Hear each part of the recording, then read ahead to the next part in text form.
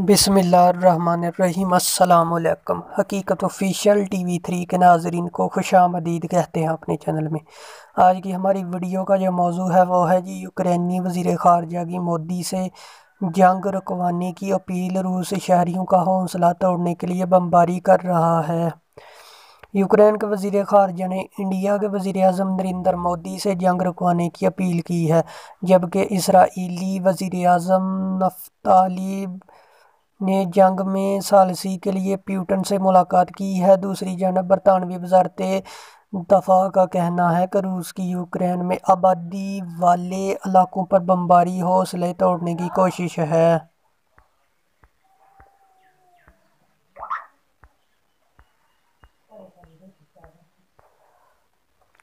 Ukraine की मोदी से मुदाखलत की अपील। प्यूटन से बात करें और इन्हें समझाएं कि जंग किसी के मफाद में नहीं। इंडियन मीडिया के मुताबिक यूक्रेन के वज़ीर ख़ारजा ने इंडिया के वज़ीर आज़म नरेंद्र मोदी से मुलाकात की है और इनसे रूस से जारी तनाज़ा में मुदाखलत करके इसे रोकने की अपील की है। हिंदुस्तान टाइम्स की एक रिपोर्ट में कहा गया है कि क्लिबाग ने टेलीविज़न खिताब में आम इंडियन शहरियों को यूक्रेन की हमायत करने का भी कहा है। दूसरे ममालिक की हमायत से मुतल्लक़ एक सवाल का जवाब देते हुए कुलेबा ने कहा कि हम वज़ीर आज़म मोदी से मुतालबा करते हैं कि वो सदर प्यूटन से बात करे और इन्हें समझाए कि ये जंग किसी के मफाद में नहीं।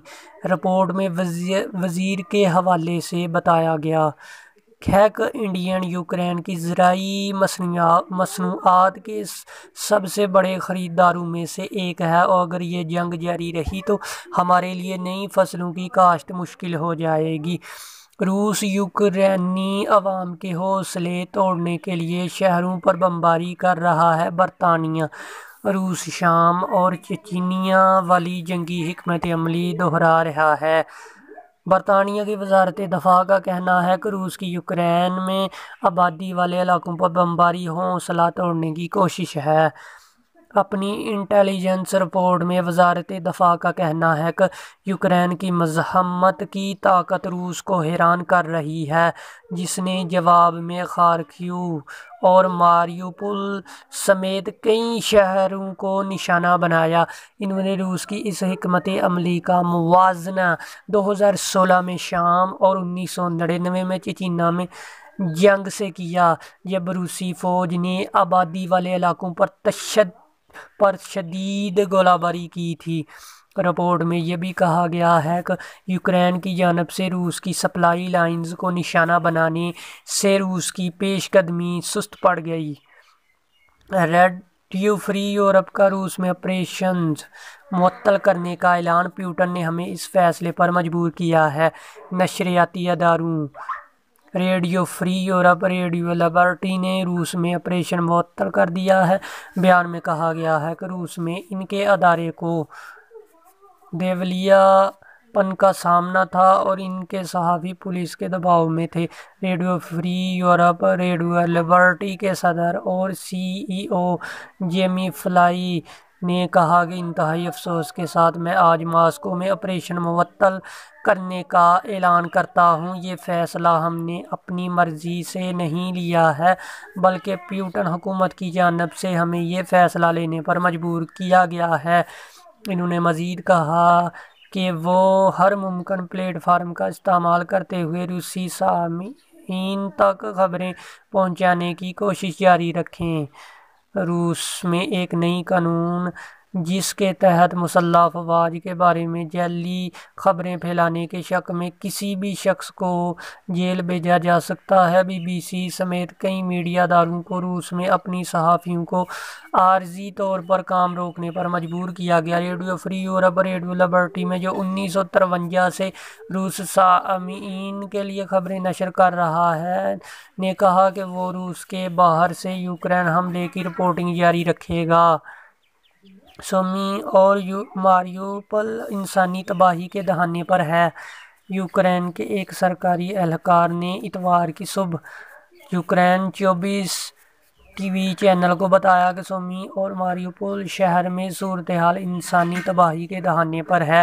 حکومتی مشیر نے کہا کہ سومی کے علاقے اختیر کا وہ اور شہروں میں بجلی اور پانی نہیں ہے۔ تاہم انہوں نے مزید کہا کہ سنیچر کی رات نسبتاً پرسکون گزری۔